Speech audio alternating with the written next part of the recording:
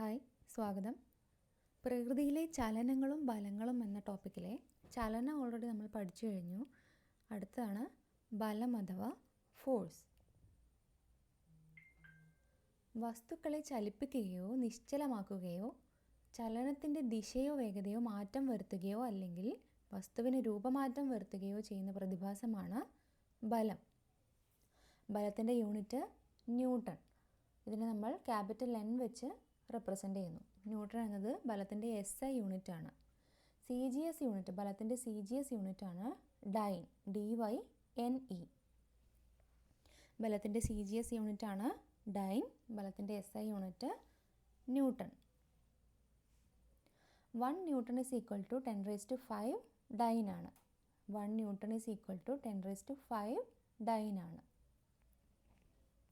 ബലത്തിൻ്റെ ഇക്വേഷനാണ് force is equal to mass into acceleration. F is equal to M into A.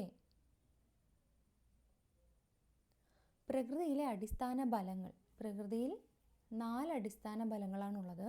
ഒന്നാമത്തേത് ഗുരുത്വാകർഷണ ബലം, 2 വൈദ്യുതകാന്തിക ബലം, ശക്തിയേറിയ അണുകേന്ദ്ര ബലം, ശക്തി കുറഞ്ഞ അണുകേന്ദ്ര ബലം എന്നിങ്ങനെ 4 അടിസ്ഥാന ബലങ്ങളാണ് പ്രകൃതിയിലുള്ളത്. ഇതിലേറ്റവും ശക്തി കൂടിയ ബലം ന്യൂക്ലിയർ ബലമാണ്. ന്യൂക്ലിയർ ഫോഴ്സാണ് ഏറ്റവും ശക്തി കൂടിയ ബലം. ഏറ്റവും ശക്തി കുറഞ്ഞ ബലം ഗുരുത്വാകർഷണ ബലമാണ്. ഏറ്റവും ശക്തി കുറഞ്ഞ ബലം ഗുരുത്വാകർഷണ ബലം, ഗ്രാവിറ്റേഷണൽ ഫോഴ്സ്. 100 ഗ്രാം മാസുള്ള ഒരു വസ്തുവിനെ തറനിരപ്പിന് സമാന്തരമായി ഉയർത്താൻ ഗുരുത്വാകർഷണത്തിനെതിരെ പ്രയോഗിക്കപ്പെടുന്ന ബലം എത്രയാണ്? 1 ന്യൂട്ടൺ ബലം. ചലനവുമായി ബന്ധപ്പെട്ട ബലം യാന്ത്രിക ബലം അഥവാ മെക്കാനിക്കൽ ഫോഴ്സ്. ചലനവുമായി ബന്ധപ്പെട്ട ബലമാണ് യാന്ത്രിക ബലം അഥവാ മെക്കാനിക്കൽ ഫോഴ്സ്. ഒരു വസ്തുവിന് മുകളിലൂടെ മറ്റൊരു വസ്തു നീങ്ങുമ്പോൾ വസ്തുക്കളുടെ ചലനത്തെ തടസ്സപ്പെടുത്തുന്ന ബലമാണ് ഘർഷണ ബലം അഥവാ ഫ്രിക്ഷണൽ ഫോഴ്സ്. ഒരു വസ്തുവിന് മുകളിലൂടെ മറ്റൊരു വസ്തു നീങ്ങുമ്പോൾ വസ്തുക്കളുടെ ചലനത്തെ തടസ്സപ്പെടുത്തുന്ന ബലമാണ് ഘർഷണ ബലം അഥവാ ഫ്രിക്ഷണൽ ഫോഴ്സ്. ഘർഷണം കുറയ്ക്കുന്നതിനായി ഉപയോഗിക്കുന്ന ഖരസ്നേഹകമാണ് ഗ്രാഫൈറ്റ്. ഘർഷണം കുറയ്ക്കുന്നതിന് വേണ്ടി ഉപയോഗിക്കുന്ന ഖരസ്നേഹകമാണ് ഗ്രാഫൈറ്റ്. ഘർഷണം കുറയ്ക്കത്തക്ക വിധം വസ്തുവിൻ്റെ ആകൃതി രൂപപ്പെടുത്തുന്നതിനെ എന്തു പറയുന്നു? ധാരാരേഖിതമാക്കൽ. ഘർഷണം കുറയ്ക്കത്തക്ക വിധം വസ്തുവിൻ്റെ ആകൃതി രൂപപ്പെടുത്തുന്നതിനെയാണ് ധാരാരേഖിതമാക്കൽ എന്ന് പറയുന്നത്. നിരങ്ങൽ ഘർഷണം എപ്പോഴും ഉരുളൽ ഘർഷണത്തെക്കാൾ കൂടുതലായിരിക്കും. 2 രീതിയിലുള്ള ഘർഷണ ബലമാണുള്ളത്, നിരങ്ങൽ ഘർഷണവും ഉരുളൽ ഘർഷണവും. നിരങ്ങൽ ഘർഷണം എപ്പോഴും ഉരുളൽ ഘർഷണത്തെക്കാൾ കൂടുതലായിരിക്കും. ഭിത്തിയിലും മറ്റും ആണി പോലുള്ള വസ്തുക്കൾ ഉറപ്പിച്ചു നിർത്താൻ സഹായിക്കുന്നത് ഘർഷണ ബലമാണ്. ഭിത്തിയിലും മറ്റും ആണി പോലുള്ള വസ്തുക്കൾ ഉറപ്പിച്ചു നിർത്താൻ സഹായിക്കുന്നത് ഘർഷണ ബലമാണ്. വസ്തുവിൻ്റെ സ്വാഭാവിക ചലനത്തെ തടയുന്ന ബലമാണ് ഘർഷണ ബലം. വസ്തുവിൻ്റെ സ്വാഭാവിക ചലനത്തെ തടയുന്ന ബലമാണ് ഘർഷണ ബലം. വസ്തുവിൻ്റെ പ്രതല വിസ്തീർണം കൂടിയാൽ ഘർഷണം കൂടുന്നു. വസ്തുവിൻ്റെ പ്രതല വിസ്തീർണം കൂടുന്തോറും ഘർഷണം കൂടുന്നു. ദ്രാവക രൂപത്തിലുള്ള വസ്തുവിൻ്റെ ഘർഷണ ബലമാണ് വിസ്കോസിറ്റി. ദ്രാവക രൂപത്തിലുള്ള വസ്തുവിൻ്റെ ഘർഷണ ബലമാണ് വിസ്കോസിറ്റി. ചെരിഞ്ഞ ഒരു പ്രതലത്തിലൂടെ എണ്ണ, തേൻ, ജലം തുടങ്ങിയ വസ്തുക്കൾ ഒഴിച്ചു കഴിഞ്ഞാൽ ആദ്യം എത്തുക ഏതായിരിക്കും? ആദ്യം എത്തുന്നത് ജലമായിരിക്കും. കാരണം ജലത്തിന് വിസ്കോസിറ്റി കുറവാണ്. എണ്ണ, തേൻ, ജലം തുടങ്ങിയ വസ്തുക്കൾ ഒഴിച്ചു കഴിഞ്ഞാൽ ആദ്യം എത്തുന്നത് ജലമാണ്. കാരണം ജലത്തിന് വിസ്കോസിറ്റി കുറവാണ്. ഒരു നൂല് കല്ലിൽ കെട്ടി വൃത്താകൃതിയിൽ കറക്കുമ്പോൾ വൃത്തപരിധിയിൽ നിന്ന് വൃത്തകേന്ദ്രത്തിലേക്ക് നിരന്തരം പ്രയോഗിക്കപ്പെടുന്ന ബലമാണ് അഭികേന്ദ്ര ബലം. ഒരു നൂലിൽ കല്ല് കെട്ടി വൃത്താകൃതിയിൽ കറക്കുമ്പോൾ വൃത്തപരിധിയിൽ നിന്ന് വൃത്തകേന്ദ്രത്തിലേക്ക് നിരന്തരം പ്രയോഗിക്കപ്പെടുന്ന ബലമാണ് അഭികേന്ദ്ര ബലം. അഭികേന്ദ്ര ബലത്തിൻ്റെ പ്രതിപ്രവർത്തനമാണ് അപകേന്ദ്ര ബലം. അഭികേന്ദ്ര ബലത്തിൻ്റെ പ്രതിപ്രവർത്തനമാണ് അപകേന്ദ്ര ബലം. ഒരു വസ്തുവിൽ ബലം ചെലുത്തുന്ന പ്രഭാവം പഠന വിഷയമാക്കുന്ന ശാസ്ത്രശാഖയാണ് മെക്കാനിക്സ് അഥവാ ബലതന്ത്രം. ഒരു വസ്തുവിൽ ബലം ചെലുത്തുന്ന പ്രഭാവം പഠന വിഷയമാക്കുന്ന ശാസ്ത്രശാഖയ്ക്കാണ് മെക്കാനിക്സ് അഥവാ ബലതന്ത്രം എന്ന് പറയുന്നത്. ദ്രാവക തുള്ളികളുടെ ഗോളാകൃതിക്ക് കാരണമായ ബലമാണ് പ്രതലബലം അഥവാ സർഫസ് ടെൻഷൻ. ദ്രാവക തുള്ളികളുടെ ഗോളാകൃതിക്ക് കാരണമായ ബലമാണ് പ്രതല ബലം അഥവാ സർഫസ് ടെൻഷൻ. സസ്യങ്ങളിൽ വേരുകൾ വഴി ജലം ഇലകളിലേക്ക് എത്തിക്കുന്നത് ഏത് പ്രതിഭാസം മുഖേനയാണ്? കേശികത്വം അഥവാ കാപ്പിലറി ആക്ഷൻ. സസ്യങ്ങളിൽ വേരുകൾ വഴി ജലം ഇലകളിലേക്ക് എത്തിക്കുന്നത് ഏത് പ്രതിഭാസം മുഖേനയാണ്? കേശികത്വം അഥവാ കാപ്പിലറി ആക്ഷൻ. ഭൂഗുരുത്വത്തിനെതിരായി ദ്രാവകം സൂക്ഷ്മ സുഷിരങ്ങളിൽ കൂടി ഉയരുകയോ താഴുകയോ ചെയ്യുന്ന പ്രതിഭാസമാണ് കേശികത്വം എന്ന് പറയുന്നത്. ഭൂഗുരുത്വത്തിനെതിരായിട്ട് ദ്രാവകം സൂക്ഷ്മ സുഷിരങ്ങളിൽ കൂടി ഉയരുകയോ താഴുകയോ ചെയ്യുന്ന പ്രതിഭാസമാണ് കേശികത്വം അഥവാ കാപ്പിലറി ആക്ഷൻ. വ്യത്യസ്ത ഇനം തന്മാത്രകൾ തമ്മിലുള്ള ആകർഷണ ബലമാണ് അഡീഷൻ ബലം. വ്യത്യസ്ത ഇനം തന്മാത്രകൾ തമ്മിലുള്ള ആകർഷണ ബലമാണ് അഡീഷൻ ബലം. ഒരേ ഇനം തന്മാത്രകൾ തമ്മിലുള്ള ആകർഷണ ബലമാണ് കൊഹിഷൻ. ഒരേ ഇനം തന്മാത്രകൾ തമ്മിലുള്ള ആകർഷണ ബലം കൊഹിഷൻ. ജലത്തുള്ളികളിലെ തന്മാത്രകളെ ആകർഷിച്ചു നിർത്തുന്ന ബലമാണ് കൊഹിഷൻ. ജലത്തുള്ളികളിലെ തന്മാത്രകളെ ആകർഷിച്ചു നിർത്തുന്ന ബലമാണ് കൊഹിഷൻ. ജലത്തുള്ളികളെ ഗ്ലാസ്സിൽ ഒട്ടിച്ചു നിർത്തുന്ന ബലമാണ് അഡീഷൻ. ജലത്തുള്ളികളെ ഗ്ലാസ്സിൽ ഒട്ടിച്ചു നിർത്തുന്ന ബലമാണ് അഡീഷൻ. ചലിച്ചുകൊണ്ടിരിക്കുന്ന ദ്രാവകങ്ങൾക്കിടയിൽ അവയുടെ ആപേക്ഷിക ചലനത്തെ തടസ്സപ്പെടുത്തുന്ന രീതിയിൽ പടലങ്ങൾക്ക് സമാന്തരമായി പ്രവർത്തിക്കുന്ന ബലമാണ് വിസ്കസ് ഫോഴ്സ് അഥവാ ശ്യാനബലം എന്ന് പറയും. ചലിച്ചുകൊണ്ടിരിക്കുന്ന ദ്രാവകങ്ങൾക്കിടയിൽ അവയുടെ ആപേക്ഷിക ചലനത്തെ തടസ്സപ്പെടുത്തുന്ന രീതിയിൽ പടലങ്ങൾക്ക് സമാന്തരമായി പ്രവർത്തിക്കുന്ന ബലമാണ് വിസ്കസ് ഫോഴ്സ്. കപ്പൽ ജലത്തിൽ പൊങ്ങിക്കിടക്കാൻ കാരണമായ ബലമാണ് പ്ലവക്ഷമ ബലം അഥവാ ബുയോണ്ട് ഫോഴ്സ്. കപ്പൽ ജലത്തിൽ പൊങ്ങിക്കിടക്കാൻ കാരണമായ ബലമാണ് പ്ലവക്ഷമ ബലം. മുങ്ങിയിരിക്കുന്ന ഒരു വസ്തുവിൽ ദ്രാവകം മുകളിലേക്ക് പ്രയോഗിക്കുന്ന ബലമാണ് പ്ലവക്ഷമ ബലം. മുങ്ങിയിരിക്കുന്ന ഒരു വസ്തുവിൽ ദ്രാവകം മുകളിലേക്ക് ഒരു ബലം പ്രയോഗിക്കുന്നുണ്ട്. അതിനെയാണ് പ്ലവക്ഷമ ബലം എന്ന് പറയുന്നത്. ചെറിയ സമയത്തേക്ക് പ്രയോഗിക്കപ്പെടുന്ന വലിയ ബലം ആണ് ആവേഗബലം.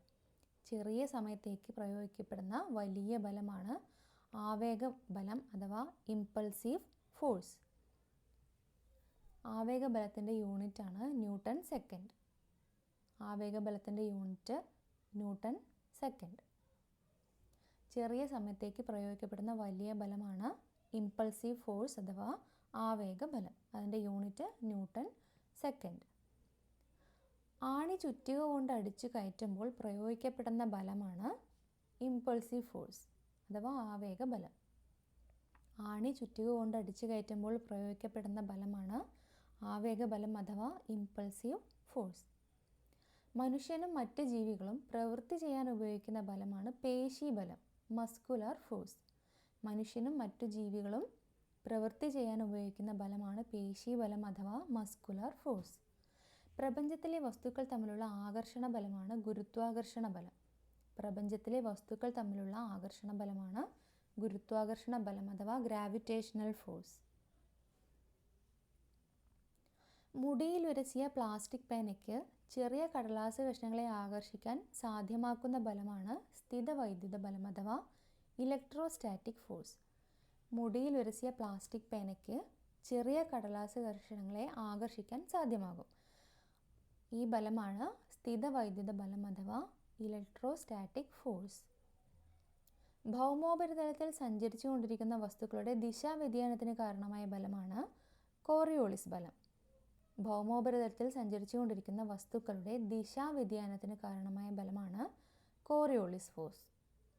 ഭൂമധ്യരേഖയിൽ കോറിയോളിസ് ബലം 0. ഭൂമധ്യരേഖയിൽ കോറിയോളിസ് ഫോഴ്സ് 0. പക്ഷേ ധ്രുവങ്ങളിൽ ഏറ്റവും ശക്തമായി അനുഭവപ്പെടുന്നു. ധ്രുവങ്ങളിൽ ഏറ്റവും ശക്തമായി കോറിയോളിസ് ഫോഴ്സ് അനുഭവപ്പെടുന്നു. അതേസമയം ഭൂമധ്യരേഖയിൽ 0. ഉത്തോലകം അഥവാ ലെവർ ഒരു സ്ഥിരബിന്ദു കേന്ദ്രമാക്കി ചലിക്കത്തക്ക വിധം ഘടിപ്പിച്ചിട്ടുള്ള ഒരു ദണ്ഡാണ് ഉത്തോലകം. അല്ലെങ്കിൽ അടിസ്ഥാനപരമായ ഒരു ലഘുയന്ത്രമാണ് ഉത്തോലകം എന്ന് പറയുന്നത്. ഉത്തോലകം അഥവാ ലെവർ, അടിസ്ഥാനപരമായ ഒരു ലഘുയന്ത്രമാണ് ഉത്തോലകം. ധാരം, രോധം, യത്നം എന്നീ 3 ഭാഗങ്ങളാണ് ഉത്തോലകത്തിന് ഉള്ളത്. ധാരം, രോധം, യത്നം എന്നീ 3 ഭാഗങ്ങളാണ് ഉത്തോലകത്തിന് ഉള്ളത്. ധാരം അഥവാ ഫൽക്രം എന്ന് വെച്ചാൽ ഫിക്സഡ് പോയിന്റ് ആണ്. ഉത്തോലകം ചലിക്കുമ്പോൾ കേന്ദ്രമാക്കിയിരിക്കുന്ന സ്ഥിര ബിന്ദുവാണ് ഫൽക്രം അഥവാ ധാരം. രോധം അഥവാ റെസിസ്റ്റൻസ്, ഉത്തോലകം ഉപയോഗിച്ച് ഏത് വസ്തുവിനെയാണോ നാം ഉയർത്തുന്നത് ആ വസ്തുവാണ് രോധം, പ്രതിരോധം അഥവാ റെസിസ്റ്റൻസ്. യത്നം അഥവാ ഇഫേർട്ട്, ഉത്തോലകത്തിൽ നാം പ്രയോഗിക്കുന്ന ബലമാണ് ഇഫേർട്ട്. യത്നം, ഉത്തോലകത്തിൽ നാം പ്രയോഗിക്കുന്ന ബലമാണ് ഇഫേർട്ട് അഥവാ യത്നം. ഉത്തോലകത്തിൻ്റെ 3 ഭാഗങ്ങളാണ് fulcrum, resistance and effort. Fulcrum, resistance and effort. ഈ ധാരം, രോധം, യത്നം എന്നിവയുടെ സ്ഥാനത്തിനെ അടിസ്ഥാനമാക്കി ഉത്തോലകങ്ങളെ പ്രധാനമായിട്ട് 3 തരംതിരിച്ചിട്ടുണ്ട്. ധാരം, രോധം, യത്നം എന്നിവയുടെ സ്ഥാനത്തെ അടിസ്ഥാനമാക്കിയിട്ടാണ് ഉത്തോലകങ്ങളെ 3 തരംതിരിച്ചിരിക്കുന്നത്. 1ാം വർഗ ഉത്തോലകം അഥവാ ഫസ്റ്റ് ഓർഡർ ലെവർ, 2ാം വർഗ ഉത്തോലകം അഥവാ സെക്കൻഡ് ഓർഡർ ലെവർ, 3ാം വർഗ ഉത്തോലകം അഥവാ തേർഡ് ഓർഡർ ലെവർ. 1ാം വർഗ ഉത്തോലകം അഥവാ ഫസ്റ്റ് ഓർഡർ ലെവർ, ഇതിൽ ധാരം അഥവാ ഫൽക്രം മധ്യത്തിൽ വരുന്ന ഉത്തോലകം. 1ാം വർഗ ഉത്തോലകം എന്ന് പറഞ്ഞാൽ ധാരം അഥവാ ഫൽക്രം സെൻറ്ററിലാണ് വരുന്നത്. ഫൽക്രം അഥവാ ഫിക്സഡ് പോയിന്റ് സെൻറ്ററിലായിരിക്കും 1ാം വർഗ ഉത്തോലകത്തിൽ. എക്സാമ്പിൾ കൊടുത്തിട്ടുണ്ട്. കത്രിക, സീസോ പ്ലെയർ എന്നിവയൊക്കെ 1ാം വർഗ ഉത്തോലകത്തിന് എക്സാമ്പിളാണ്. ചിത്രത്തിൽ നോക്കിയാൽ മനസ്സിലാവും കത്രികയുടെ ഫിക്സഡ് പോയിന്റ് വരുന്നത് സെൻറ്ററിലാണ്. ഫിക്സഡ് പോയിന്റ് അഥവാ ഫൽക്രം അഥവാ ആധാരം, ധാരം വരുന്നത് സെൻറ്ററിലാണ്. അതുപോലെ ബീം ബാലൻസ്, ബീം ബാലൻസിലും ഫിക്സഡ് പോയിന്റ് സെൻറ്ററിലാണ് വരുന്നത്. ഫിക്സഡ് പോയിന്റ് സെൻറ്ററിലായ ഉത്തോലകങ്ങളാണ് ഫസ്റ്റ് ഓർഡർ ലെവർ അഥവാ 1ാം വർഗ ഉത്തോലകങ്ങൾ. സീസോയിലും ഫിക്സഡ് പോയിന്റ് അഥവാ ഫൽക്രം സെൻറ്ററിലാണ് ഫിക്സഡ് പോയിന്റ് അഥവാ ഫൽക്രം വരുന്നത്. അതുപോലെ ഹാമറിലും ഫിക്സഡ് പോയിന്റ് സെൻറ്ററിലാണ് വരുന്നത്. Beam balance, seesaw, scissors, lever, hammer ഇവയൊക്കെ 1ാം വർഗ ഉത്തോലകത്തിന് ഉദാഹരണങ്ങളാണ്. 1ാം വർഗ ഉത്തോലകം എന്ന് പറഞ്ഞു കഴിഞ്ഞാൽ അതിൻ്റെ ആധാരം അഥവാ ഫൽക്രം ഫിക്സഡ് പോയിന്റ് എപ്പോഴും സെൻറ്ററിലായിരിക്കും.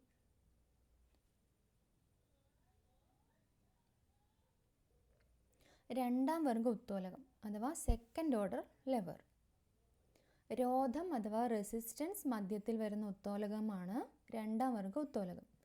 2ാം വർഗ ഉത്തോലകത്തിൽ റെസിസ്റ്റൻസ് ആണ് സെൻറ്ററിൽ വരുന്നത്. റെസിസ്റ്റൻസ് അഥവാ പ്രതിരോധം, രോധം ആണ് സെൻറ്ററിൽ വരുന്നത്. എക്സാമ്പിൾ പാക്ക് വെട്ടി, വീൽ ബാരോ, നാരങ്ങ ഞെക്കി, സോഡ ഓപ്പണർ.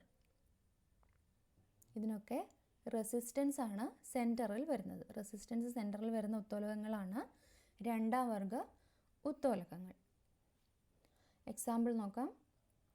പാക്ക് വെട്ടി, വീൽ ബാരോൻ്റെ ചിത്രം കാണിച്ചിട്ടുണ്ട്. അതിൽ റെസിസ്റ്റൻസ് അഥവാ ലോഡ് വരുന്നത് സെൻറ്ററിലാണ്. ഇത്തരം ഉത്തോലകങ്ങളാണ് 2ാം വർഗ ഉത്തോലകങ്ങൾ. അതുപോലെ സോഡ ഓപ്പണറിൻ്റെ റെസിസ്റ്റൻസും സെൻറ്ററിലാണ് വരുന്നത്. റെസിസ്റ്റൻസ് അഥവാ രോധം സെൻറ്ററിൽ വരുന്ന ഉത്തോലകങ്ങളാണ് 2ാം വർഗ ഉത്തോലകങ്ങൾ. പാക്ക് വെട്ടി, വീൽ ബാരോ, നാരങ്ങ ഞെക്കി, സോഡ ഓപ്പണർ ഇവയെല്ലാം 2ാം വർഗ ഉത്തോലകത്തിന് ഉദാഹരണങ്ങളാണ്. 3ാം വർഗ ഉത്തോലകം അഥവാ തേർഡ് ഓർഡർ ലെവർ. ഈ തേർഡ് ഓർഡർ ലെവറിൽ ഇഫേർട്ട് ആണ് സെൻറ്ററിൽ വരുന്നത്. ഇഫേർട്ട് അഥവാ യത്നമാണ് മധ്യത്തിൽ വരുന്നത് മൂന്നാം വർഗ ഉത്തോലകത്തിൽ. എക്സാമ്പിൾസ് ഫോർസെപ്സ്, ചവണ, ചൂണ്ട. ഫോർസെപ്സ്, ചവണ, ചൂണ്ട അവയൊക്കെ തേർഡ് ഓർഡർ ലെവറിന് അഥവാ മൂന്നാം വർഗ ഉത്തോലകത്തിന് എക്സാമ്പിൾസ് ആണ്.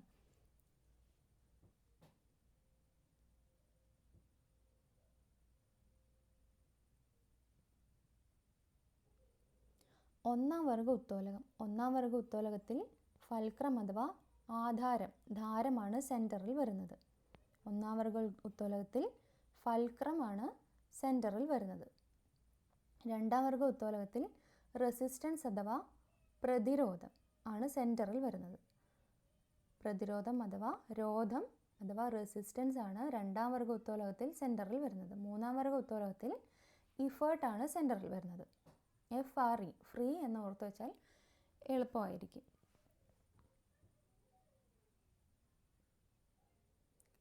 Thank you.